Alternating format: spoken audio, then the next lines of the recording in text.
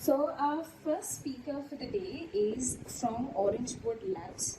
I have Dhanush with me here. So he'll be walking you through how they are using ROS for building their cobots, and it's not magic, yes it's magic. So I think Dhanush would be a better person to explain what the reason is behind the title. I'll just quickly brief you through Dhanush. So Dhanush built his first robot when he was 10 and never stopped since then. I think that is a story that a lot of us will relate here. And also in university, he was involved with the Robotics Special Research Lab to do R&D projects in mobile robotics, swarm robotics, and industrial robotics. Apart from that, we have many achievements and recognitions in multiple hackathons and competitions that include Tamil Nadu's Best Mechatronics Engineer, a recognition from the National Skill Development Corporation, which is again a Government of India organized thing for kind of upskilling people and particularly in technology. Apart from that, impressed by the changes in industrial robotics that can bring a change to this world, he chose a career in industrial robotics and now solve real world problems. He also runs an Instagram page called Everything Robotics. I think people here might have heard about it. So he's the one who is in the backing for it. Apart from robotics, he's also led the TEDx team and during the pandemic to hold the world's first of its kind TEDx event in a metaverse platform, and have curated and co-curated over 10 TEDx talks till date. Design, psychology, and human really interested in. And at Orangewood Labs, they are building robots that even a child would find very easy to operate. That's the whole point behind having cobots, right? And they're making collaborative robots safe, affordable, and capable of coping with modern day manufacturing changes. So I have Dhanush with me here, and with his talk being ROS plus cobots, not being magic yet being magic. Over to you, Dhanush.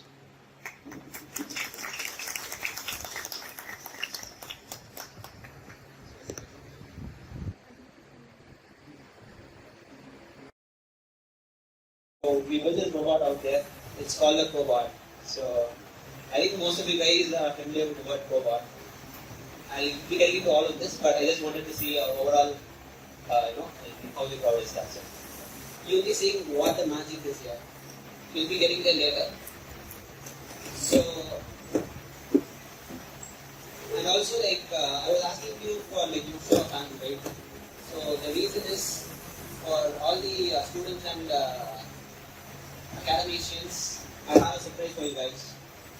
So the surprise is we'll be open sourcing our ROS stack. That what you guys can do is you can basically start experimenting with our robots. So for example, you guys would have used universal robots, right? So they have this open source stack. So we'll be doing something like that as well, in which everything you can start simulating our robots. You can put it on your robot. For example, if you have this robot in your URL or something, you can minimize our robot and put it on this robot and then start experimenting. So that is something new that I wanted to do you guys. And this will come real soon. We are almost there. So I don't know if you guys are excited about this, but I am, because I can see so many innovations coming from you guys. I can see students doing some innovative stuff with this robot out there. So I'm kind of excited for this. These are the differences between major differences between cobot and industrial robots. So we just few stuff and remove some of the features to our clients who wants to use it as an industrial robot and add some features for them to use it as cobots. We'll see what these features are in upcoming slides and how you can build it. So to understand my talk, what I'm going to speak next, you have to understand our software stack. So the reason I'm here instead of business people is because I'll be talking about ROS in general, and this will be actually useful for people who are trying to become ROS engineers, and that is one of our most important missions to get acquainted with universities and all to build robots with dynamic displays. So to understand our software stack, we have a core stack. I'll tell you what this core stack has in next slides. Then on top of it we have a security stack, and on top of that we have feature stack. So basically the core stack would remain same for both like industrial and cobots. We'll see what this core stack contains. So on security stack, this includes cybersecurity, but at this point of time we are focusing on security that to protect our robots which are not connected to internet. But we are getting there, in which our robots will be really secure when we are connected to when it is connected to industry 4.0. I mean industries that are like industry 4.0. So that is a second layer.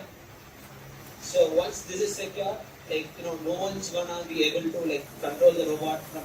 I mean, if there's a pro hacker, he can hack and hack, but still, we'll try our best and we'll fight against them to build the robots as they are.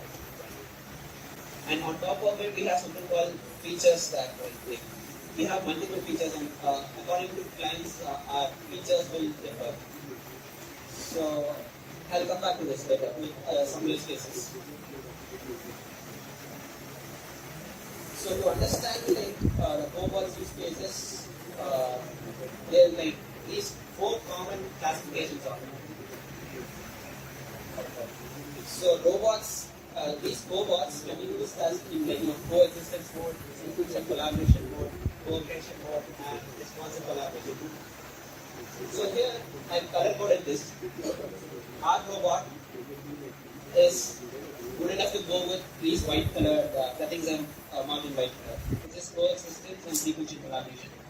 I'll explain you what coexistence and sequential collaboration is. So coexistence is a cobot and a human coexisting simultaneously. Let's consider a use case such as assembling a tire in an automotive industry. I mean fixing a tire in a car in an automotive industry. This is an existence of coexistence, right? So here, both robots and humans coexist in the same workspace. For example, if the robot is there, the human will be here, and yet the robot will be working simultaneously and alongside humans. So let's say the robot will be first assembling the wheel, the human won't interfere until then. Once the robot fixes the wheel inside the car's thing, the human goes in and tightens the screw. So this is an example of coexistence. The next comes sequential collaboration. Here I can think of something like painting something. Let's say painting this laptop. I mean, we're not going to paint this laptop, but let's say we're painting this laptop. So a robot will be holding this, and another human will be painting it simultaneously when the robot is moving. I mean, tilting the robot thing. So here both human and robot are collaborating together to achieve something. So that is called sequential collaboration. Our robot are good to go with both these things because there is no much complexities involved other than few basic security things. So next is cooperation. Here both will work together on a same piece. Right. I mixed it with. So whatever I said earlier, it's a cooperation, it's a sequential collaboration. It's let's say we are assembling something. So first the robot will put in screws, and on top of that, humans will come in next and put in something else on top of that. So here, one by one, robot and humans, they are interchanging and doing stuff. So that is sequential collaboration. Cooperation, both of them exist together. So this is something in which a robot works well. All this you understand why. And next is the most difficult part. Here is responsive collaboration. So here what responsive collaboration is, for example, let's say we are in an industry where we are picking this bike, let's say. So the robot is, let's go with some hazardous things. So not a knife, but let's say a robot is carrying a piece of glass, okay? So this robot is carrying a piece of glass, and let's say a human interferes in between, he walks in, and the robot will plant a path around the human and go somewhere else and it will do magic basically to avoid this human and to not kill the human. This is where most companies struggle, to achieve this. So this is where the actual challenge is, and this is where we are currently mostly focusing on to achieve this kind of collaboration.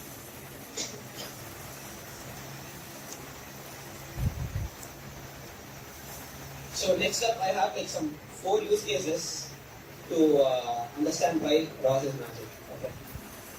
And why you guys should focus on ROS, because ROS is magic. I mean, even if it's not for ROS, even if ROS goes down, some other thing is going to overtake ROS, and something of similar sort is going to become de facto in the world of robotics. So I can't guarantee you if it's ROS, but it will be something like this. So here, let's go for the first use case. So I'll be going through all these use cases at once, and I'll be discussing it all together. Okay. Here the first use case is a robot that does pick-and-place packages on the computer board. For example, it picks up this phone, places it in a box, picks this phone and places it in a box, repetitive loop. Okay. That's the first use case. Chinese companies, copy what's your products or something. So copy. Competition will actually come from this side. I mean, personally, we feel that. Okay, so it should be how well you are do your business. Actually, even if it comes to Chinese, the way they work is they copy stuff from each other every time. That's how they work. It's fine if they copy, let them copy. We'll always try to copy the related stuff. That's how we work. So, and also there are thousands who are also Chinese things like they can copy viewer also. So they copy each other to build a better product. Actuators or you outsource them? Okay. So, coming to that question, we design our own actuators and we outsource the production. Okay.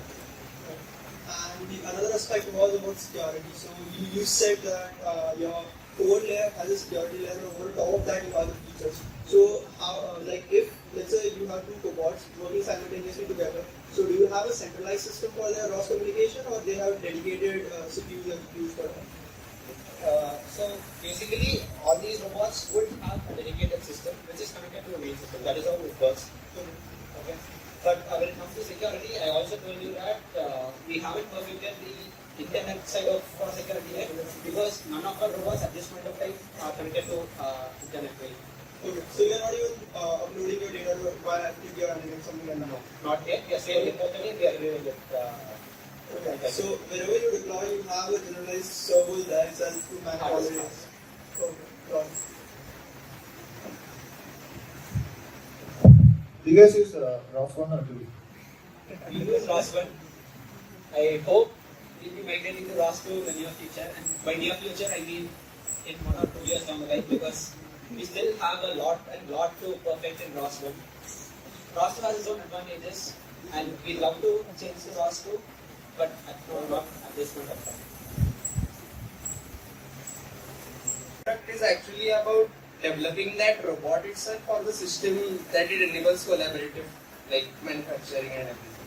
Because there are many hardwares which are already largely present in the industry. So, this question I can relate it to our business model, in which I answered it already.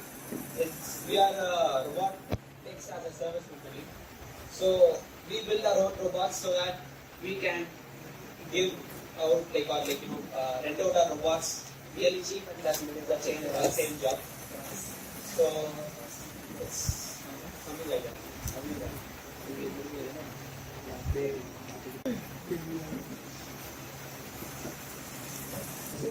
What kind of interface are you planning for this robot? Are you doing it via wireless or via... Obviously, Why? So, there must be something like Wi-Fi or maybe Bluetooth or Zigbee or something like that. literally all computation. For example, if it's a mobile robot, in their case, what they do is they do all computation, including mapping, localization, navigation, everything. They do it on cloud, and they just send the values over some kind of. This is over 5G, right? This is 5G kind of relation. So they send these data over 5G, and in the robot side of things, it's very simple hardware that just executes it. For example, I don't want to make it this simple, but something like more that just gets values and just executes it, something like that. So that is like actually like full. Like I was like mind blown when he told this. So this is something that you can expect in the future, but not at this point of time.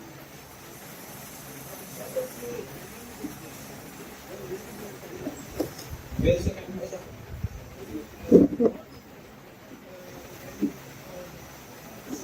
So in our case, we developed a custom kinematic solver recently, and our solver runs on code. Like it is not like related to ROS. Like ROS just sends like stuff, and this kinematic solver takes care of kinematics, and it executes it.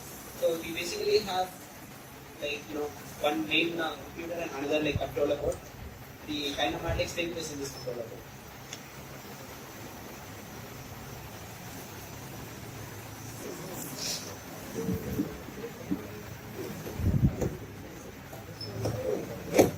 In that case, like all the path and everything, like will be like taken care by ROS, and like will be sending coordinates to us.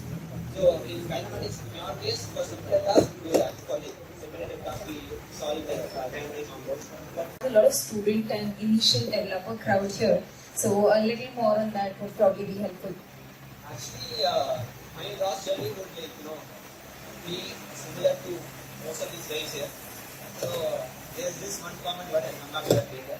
So I started my ROS journey when I was in first year, let's say first year of college. So it was back in like 20 something, 20. So I started learning ROS, and documentation ROS was really bad. I could, okay. So that is how I started. And then I started again, like in like second semester or third semester. This time I decided that I shouldn't like stop learning ROS. So I continued forward, finished all these tutorials, and then I stopped. And then once I did this, there was this competition called Yantra, which was up in London. So Yantra came, and that changed my life. It changed me ROS completely, right? So all these things that I learned, I applied it there, and that Yantra thing, like industrial robot, ROS compatible, but I failed, to be honest. Like I didn't have enough time and I didn't have enough motivation to continue forward. But that also gave me a really good insight into like how ROS works. That is my fourth main project.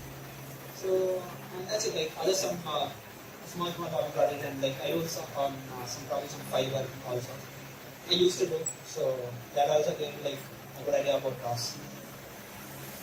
So that is my ROS channel.